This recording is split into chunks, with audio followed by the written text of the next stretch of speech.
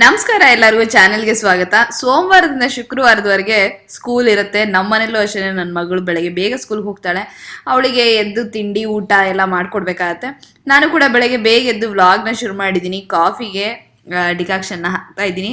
Coffee ಕುಡಿದಿದ್ರೆ ಗಾಡಿ start ಆಗೋದು ಹೇಗೆ ಅಲ್ವಾ, ಒಳ್ಳೆ ಕಾಫಿ ಕುಡಿದ್ರೆ ಇನ್ನೂ ಏನಂತಾರೆ ಒಂದು ರೀತಿ ಎನರ್ಜಿ ಬರುತ್ತೆ. ಹಾಗೆಯೇ ಇವತ್ತು ತಿಂಡಿ ಮತ್ತು ಊಟಕ್ಕೆ ಎರಡಕ್ಕೂ ಅವಳಿಗೆ ಗ್ರೀನ್ ಪೀಸ್ ಪರಾಟ ಬೇಕು ಅಂತ ಹೇಳಿದಾಳೆ. ಹಾಗಾಗಿ ಎರಡು ಪದಾರ್ಥ ಮಾಡೋ ಅವಶ್ಯಕತೆ ಇಲ್ಲ, ಒಂದು ಮಾಡಿದ್ರೆ ಸಾಕಿವತ್ತು. ಬೆಳಗ್ಗೆ ಬೇಗ ತಿಂಡಿ ಅಡುಗೆ ಮುಗಿಸ್ಬಿಟ್ರೆ ಆಮೇಲೆ ದಿನ ಪೂರ್ತಿ ಫ್ರೀ ಆಗಿರ್ಬೋದು. ನಾನು ಬೇರೆ ಕೆಲಸಗಳು ಮಾಡ್ಕೊಳ್ಳೋದಕ್ಕೆ ನಂಗೆ ತುಂಬಾ ಸಹಾಯ ಆಗುತ್ತೆ. ಇಲ್ಲಿ ಕಾಫಿ ರೆಡಿ ಆಗ್ತಾ ಇದೆ. ಹಾಗೆಯೇ ಗ್ರೀನ್ ಪೀಸ್ ಪರಾಟಾಗೆ ಗೋಧಿ ಹಿಟ್ಟನ್ನ ತೊಗೊಂಡಿದ್ದೀನಿ ಕಲಿಸ್ಕೊಳ್ಳೋದಕ್ಕೆ, ಕಣಕ ಅಂತ ಹೇಳ್ಬೋದು. ಗೋಧಿ ಹಿಟ್ಟು ಕೆಲವ್ರು ಮೈದಾ ಹಿಟ್ಟು ಕೂಡ ಹಾಕೊಳ್ಳೋದು ಉಂಟು, ಆದರೆ ನಾನು ಇಲ್ಲಿ ಬರೀ ಗೋಧಿ ಹಿಟ್ಟಿನಲ್ಲಿ ಮಾತ್ರ ಮಾಡ್ತಾ ಇದ್ದೀನಿ. ಇಲ್ಲಿ ಎಷ್ಟು ಪ್ರಮಾಣದ ಗೋಧಿ ಹಿಟ್ಟು ಬೇಕೋ ಅಷ್ಟನ್ನು ತೊಗೊಂಡು ಅದಕ್ಕೆ ಸ್ವಲ್ಪ ಎಣ್ಣೆ ಉಪ್ಪು ಹಾಕ್ಕೊಂಡು ಸ್ವಲ್ಪ ನೀರನ್ನು ಸೇರಿಸ್ಕೊಂಡು ಮೃದುವಾಗಿ ಹಿಟ್ಟನ್ನು ಕಲಿಸ್ಕೋಬೇಕಾಗತ್ತೆ. ಸ್ವಲ್ಪ ಬೆಚ್ಚಗಿರೋ ನೀರನ್ನು ಕೂಡ ಬೇಕಾದರೆ ನೀವು ಹಾಕ್ಕೊಂಡು ಕಲಿಸ್ಕೋಬೋದು, ಇಲ್ಲ ಮಾಮೂಲಿ ರೂಮ್ ಟೆಂಪ್ರೇಚರಲ್ಲಿರೋ ನೀರನ್ನು ಕೂಡ ಬಳಸ್ಕೋಬೋದು. ಒಂದು 10 ನಿಮಿಷನಾದರೂ ಕನಿಷ್ಠ ಪಕ್ಷ ಇದನ್ನು ನೆನೆಸಿಡ್ಬೇಕಾಗತ್ತೆ ಮೃದುವಾಗಿ ಬರೋದಕ್ಕೆ. ಒಮ್ಮೊಮ್ಮೆ ಬೆಳಗಿನ ಸಮಯದಲ್ಲಿ ಅಂದರೆ ಅಷ್ಟು 10 ನಿಮಿಷ ಕಾಯೋದಕ್ಕೆ ಆಗೋದಿಲ್ಲ, ಅಂಥ ಸಮಯದಲ್ಲಿ ಸ್ವಲ್ಪ ಬೆಚ್ಚಗಿರೋ ನೀರಲ್ಲಿ ಕಲಿಸ್ಕೊಂಡ್ರೆ ಬೇಗ ಮಾಡ್ಕೋಬೋದು. ಆದರೆ ನೆಂದರೆ ಚೆನ್ನಾಗಿರುತ್ತೆ. ಇದಕ್ಕೆ ಸ್ಟಫಿಂಗಿಗೆ ಗ್ರೀನ್ ಪೀಸ್ ಅಥವಾ ಏನು ಫ್ರೆಶ್ ಆಗಿ ಬಟಾಣಿ ಸಿಗುತ್ತಲ್ಲ ಇವಾಗ, ಹಸಿ ಬಟಾಣಿ, ಅದನ್ನು ತೊಗೊಂಡಿದ್ದೀನಿ. ಅದನ್ನು ಸ್ಟಫಿಂಗ್ ಹೇಗೆ ಮಾಡ್ಕೊಳ್ತೀನಿ ಅಂತ ಅದನ್ನು ಕೂಡ ನಾನು ನಿಮ್ಗೆ ತೋರಿಸ್ತಾ ಹೋಗ್ತೀನಿ. ಇಲ್ಲಿ ಒಂದು ಪ್ಯಾನ್ನಲ್ಲಿ ಸ್ವಲ್ಪ ಎಣ್ಣೆನ ಹಾಕೊಳ್ಳೋಣ. ಎಣ್ಣೆಗೆ ಜೀರಿಗೆನ ಸೇರಿಸ್ಕೋತೀನಿ, ಒಗ್ಗರಣೆಗೆ ಅಂತ ಹೇಳ್ಬೋದು. ಹಾಗೆಯೇ ಬಿಡಿಸಿಟ್ಟಂತಹ ಫ್ರೆಶ್ ಆಗಿರೋ ಬಟಾಣಿ ತಾಜಾ ಬಟಾಣಿ ಸಿಗೋ ಕಾಲದಲ್ಲಿ ಒಂದು 8ರಿಂದ 10 kg ಅಷ್ಟು ಬಿಡಿಸಿ ಫ್ರೀಝರ್ನಲ್ಲಿ, ಅಂದರೆ ಫ್ರಿಜ್ ದೊಡ್ಡದಾಗಿದ್ದರೆ ಸ್ಟೋರ್ ಮಾಡಿ ಇಟ್ಕೋಬೋದು. ಮಾರ್ಕೆಟಿಂದ ತರೋ ಬದಲು ಫ್ರೋಝನ್ ಬಟಾಣಿನ ಈ ರೀತಿಯಾಗಿ ನಾವು ಸ್ಟೋರ್ ಮಾಡಿ ಇಟ್ಕೊಂಡ್ರೆ 1 ವರ್ಷಗಳ ಕಾಲ ಅಂತೂ ಖಂಡಿತ ಬರುತ್ತೆ. ಅಥವಾ ನಿಮ್ಮ ಮನೇಲಿ ಎಷ್ಟು ಪ್ರಮಾಣದ ಬಟಾಣಿ ಬೇಕಾಗುತ್ತೋ ಅಷ್ಟನ್ನು ನೀವು ಒಟ್ಟಿಗೆ ಬಿಡಿಸಿಟ್ಟು ಫ್ರೀಝರ್ನಲ್ಲಿ ವರ್ಷ ಪೂರ್ತಿ ಬಳಸ್ತಾ ಇರ್ಬೋದು. ಇಲ್ಲಿ ಮಸಾಲೆ ಪದಾರ್ಥಗಳು ಯಾವ್ದು ಅಂದರೆ ಧನಿಯಾ ಪುಡಿ, ಜೀರಿಗೆ ಪುಡಿ, ಆಮೇಲೆ ಅರಿಶಿನ, ಅಚ್ಕಾರದ ಪುಡಿ. ನಿಮಗೆ ಇನ್ನೂ ಸ್ವಲ್ಪ ಹುಳಿ ಅಂಶ ಎಲ್ಲ ಇರಬೇಕು ಅಂತಂದರೆ ಚಾಟ್ ಮಸಾಲ ಅಥವಾ ಅಮ್ಚೂರ್ ಪೌಡ್ರನ್ನ ಹಾಕೋಬೋದು. ಇದನ್ನು ಹಾಕೊಂಡು ಹಾಗೆ ರುಚಿಗೆ ತಕ್ಕಷ್ಟು ಉಪ್ಪನ್ನು ಕೂಡ ಹಾಕೊಂಡಿದ್ದೀನಿ. ಮತ್ತು ಒಂದು ಸ್ವಲ್ಪ ನೀರನ್ನು ಹಾಕ್ಕೊಂಡು ಬೇಯಿಸ್ಕೋಬೇಕಾಗತ್ತೆ. ಯಾಕೆಂದರೆ ಕೆಲವುದು ನಾಟಿ ಬಟಾಣಿ ಆದರೆ ಒಂದು ರೀತಿ ಇರುತ್ತೆ, ಫಾರ್ಮ್ ಬಟಾಣಿ ಆದರೆ ಒಂದು ರೀತಿ ಇರುತ್ತೆ. ಇದ್ರದ್ದು ಸಿಪ್ಪೆ ತುಂಬ ದಪ್ಪ ಇದ್ದಾಗ ಸ್ವಲ್ಪ ಚೆನ್ನಾಗಿ ಮೃದುವಾಗಿ ಬೇಯಿಸ್ಕೊಂಡು ಮ್ಯಾಶ್ ಮಾಡಬೇಕಾಗತ್ತೆ. ಮ್ಯಾಶ್ ಮಾಡೋಕ್ಕಾಗಲ್ಲ ಅಂದರೆ ಮಿಕ್ಸರ್ನಲ್ಲಿ ತರಿಯಾಗಿ ನಾವು ಇದನ್ನು ಮಾಡಿಟ್ಕೋಬೋದು. ಹಾಗೆ ಸ್ನ್ಯಾಕ್ಸಿಗಳಿಗೆ ನಾನು ಮಸ್ಕ್ ಮೆಲನ್ನ ಹೆಚ್ಚಿಕೊಡ್ತಾ ಇದ್ದೀನಿ. ಸಾಮಾನ್ಯವಾಗಿ ಹಣ್ಣನ್ನೇ ಕೊಡೋದುಂಟು ನಾನು ಸ್ನ್ಯಾಕ್ಸಿಗೆ ಅಂಥೇಳಿ. ಹಣ್ಣು ತಿಂದಾಗತ್ತೆ. ಹಾಗೆಯೇ ಇವಾಗ ಕಲ್ಲಂಗಡಿ ಹಣ್ಣು, ಕರ್ಬೂಜದ ಹಣ್ಣು ಎಲ್ಲವೂ ಚೆನ್ನಾಗಿ ಬರ್ತಾ ಇದೆ. ಇಷ್ಟರ ಜೊತೆಗೆ ಒಂದು ಇಂಟ್ರೆಸ್ಟಿಂಗ್ ಆಗಿರೋ ವಿಷಯನ ನಿಮ್ಮ ಜೊತೆ ಹಂಚ್ಕೊಳ್ತಾ ಇದ್ದೀನಿ. ಕಡೆ ತನಕ ವಿಡಿಯೋನ ತಪ್ಪದೆ ನೋಡಿ. ನಮಸ್ಕಾರ ಎಲ್ಲರಿಗೂ, ಚಾನೆಲ್ಗೆ ಸ್ವಾಗತ. ಇವತ್ತಿನ ಈ ವಿಡಿಯೋ ನನ್ನ ಕೊಲಾಬ್ರೇಷನ್ನು ಕ್ಯೂ ಮ್ಯಾಥ್ ಜೊತೆಗೆ.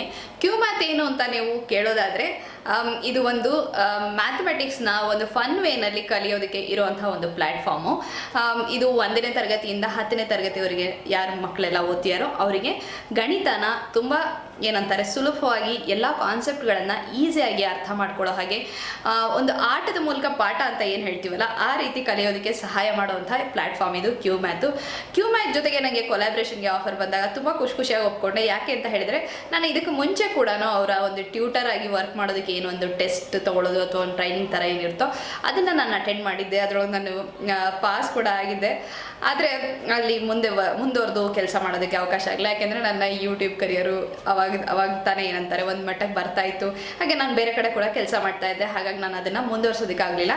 ಆದರೆ ಯಾವಾಗ ಈ ವಿಷಯ ನನಗೆ ಬಂತು, ತುಂಬಾ ಖುಷಿಯಾಗಿ ನಾನು ಇದನ್ನು ಒಪ್ಕೊಂಡೆ.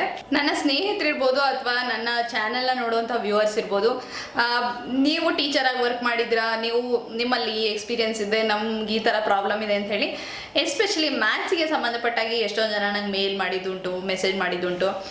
ಹೇಗೆ ಹೇಳ್ಕೊಡೋದು, ಯಾಕೆಂದರೆ ಕೆಲವೊಂದು ಸತಿ ಒಂದು ರೀತಿ ಗೊತ್ತಿರುತ್ತೆ, ಅದನ್ನು ನಾವು ಮಕ್ಳಿಗೆ ಹೇಳ್ಕೊಟ್ಟಾಗ ಮಕ್ಕಳು ಇಲ್ಲ ಇದು ನಮ್ಮ ಸ್ಕೂಲಲ್ಲಿ ಬೇರೆ ರೀತಿಯೇ ಹೇಳ್ಕೊಟ್ಟಿದ್ದಾರೆ, ಈ ಮೆಥಡ್ ಹೇಳ್ಕೊಟ್ಟಿಲ್ಲ, ಸ್ಕೂಲಲ್ಲಿ ಬೇರೆ ಥರನೇ ಮೆಥಡ್ ಹೇಳ್ಕೊಟ್ಟಿದ್ದಾರೆ, ನೀವು ಹೇಳ್ತಿರೋದು ಬೇರೆ ಅಂತ ಒಂದು ಅಪ್ಪ ಅಮ್ಮಂದ್ರು ಮತ್ತು ಮಕ್ಕಳ ಮಧ್ಯೆ ಗೊಂದಲ ಆಗೋದುಂಟು. ನನಗೂ ಕೂಡ ಇದು ನನ್ನ ಮಗಳ ಜೊತೆ ಆಗುತ್ತೆ. ಆದರೆ ಯಾವಾಗ ಕಾನ್ಸೆಪ್ಟ್ಗಳು ತುಂಬ ಸ್ಪಷ್ಟವಾಗಿ ಮಕ್ಕಳ ತಲೆಗೆ ಹೋಗುತ್ತೋ ಆಗೇನಾಗುತ್ತೆ, ಮೆಥಡ್ಗಳು ಬೇರೆ ಏನೇ ಇರಬಹುದು, ಒಂದು ಕಲಿಕೆ ಸುಲಭವಾಗ್ತಾ ಹೋಗುತ್ತೆ. ಹಾಗೆ ಮಕ್ಕಳಿಗೆ ಒಂದು ರೀತಿ ಆತ್ಮವಿಶ್ವಾಸ ಬರುತ್ತೆ.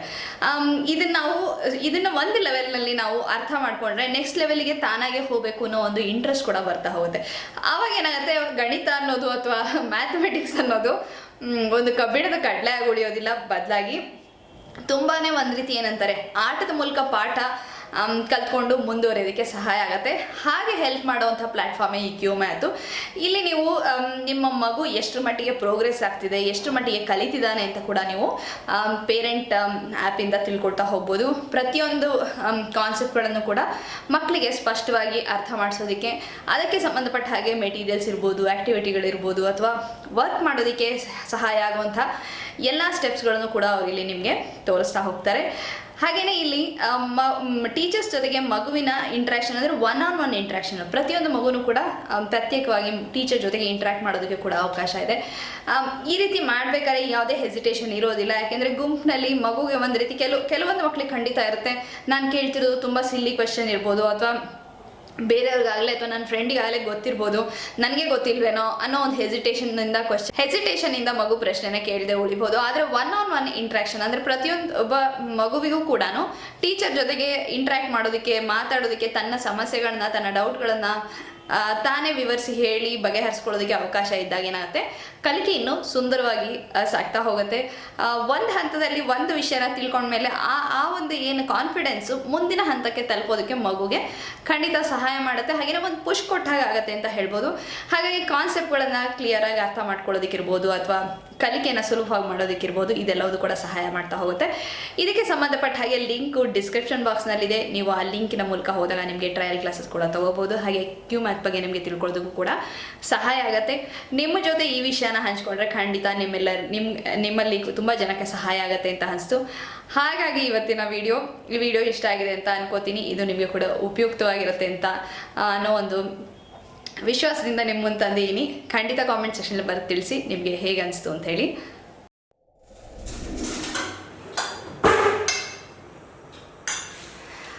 ಬಟಾಣಿದೇನು ಪರೋಟ ಮಾಡ್ತೀನಲ್ಲ, ಅಂದರೆ ಫ್ರೆಶ್ ಆಗಿ ಇವಾಗ ಬಟಾಣಿ ಸಿಗ್ತಾ ಇರುತ್ತೆ ಇದು ಅಂತ ಹೇಳ್ಬೋದು. ಸೊ ಗಟ್ಟಿಯಾಗಿತ್ತು, ಅದಕ್ಕೆ ನಾನು ಏನು ಮಾಡಿದೆ, ಅದನ್ನು ಮಿಕ್ಸಿನಲ್ಲಿ ಸ್ವಲ್ಪ ತರಿಯಾಗಿ ಈ ಥರ ಮಾಡ್ಕೊಂಡಿದ್ದೀನಿ. ಕಾಣಿಸ್ತಾ ಇದೆ ಅಂತ ಅನ್ಕೋತೀನಿ. ತರಿಯಾಗಿ ಮಾಡ್ಕೊಂಡಿದ್ದೀನಿ. ಇದನ್ನು ಸ್ಟಫ್ ಮಾಡಿ ಪರೋಟ ಮಾಡೋದು ಹೇಗೆ ಅಂದರೆ ಇವಾಗ ತೋರಿಸ್ತೀನಿ. ಬೆಳಗ್ಗೆನೇ ನಾನು ಮಾಡಿದ್ದೆ, ಅದಾದಮೇಲೆ ಸಾಕಷ್ಟು ಕೆಲಸ ಇತ್ತು. ಇದಕ್ಕೂ ಮುಂಚೆ ಕೂತ್ಕೊಂಡು ನಿಮ್ಮ ಹತ್ರ ಮಾತಾಡಿದ್ದು ಆಯಿತು. ಬಟ್ ಪರೋಟ ಮಾಡಬೇಕು ಅಂದರೆ ಇದು ಫ್ರೆಶಾಗಿ ಸಿಗೋ ಕಾಲದಲ್ಲೇ ಚೆನ್ನಾಗಿರುತ್ತೆ. ಒಂಥರ ಏನಂತಾರೆ, ಅದ್ರೊಳಗೊಂದು ಸ್ವೀಟ್ನೆಸ್ ಇರುತ್ತಲ್ಲ, ಅದಿದ್ದರೆ ಪರೋಟ ಚೆನ್ನಾಗಿರುತ್ತೆ. ಸ್ಟಫ್ ಮಾಡಿಬಿಟ್ಟು ಬೇಗ ಪರೋಟ ಮಾಡ್ತಾ ಹೋಗ್ತೀನಿ, ಯಾಕೆಂದರೆ ಹಸಿವಾಗ್ತಿದೆ, ನಾನು ಕೂಡ ತಿನ್ನಬೇಕು. ಅದಾದಮೇಲೆ ಮತ್ತೆ ಮುಂದಿನ ಕೆಲಸಗಳು ಮುಗಿತಾ ಹೋಗುತ್ತೆ.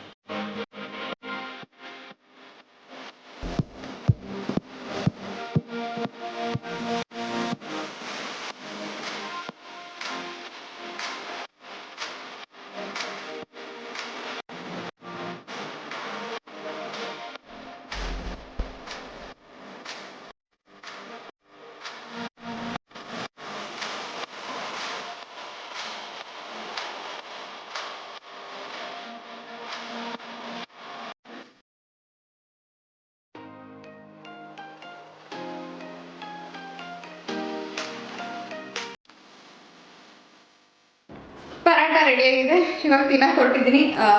ಘಮ ಘಮ ಅಂತ ವಾಸನೆ ಬರ್ತಿದೆ, ನೋಡೋಕ್ಕೂ ಚೆನ್ನಾಗಿದೆ. ನೀವು ಕೂಡ ಟ್ರೈ ಮಾಡಿ ನೋಡಿ. ತುಂಬಾ ಸುಲಭವಾಗಿ ಮಾಡ್ಬೋದು.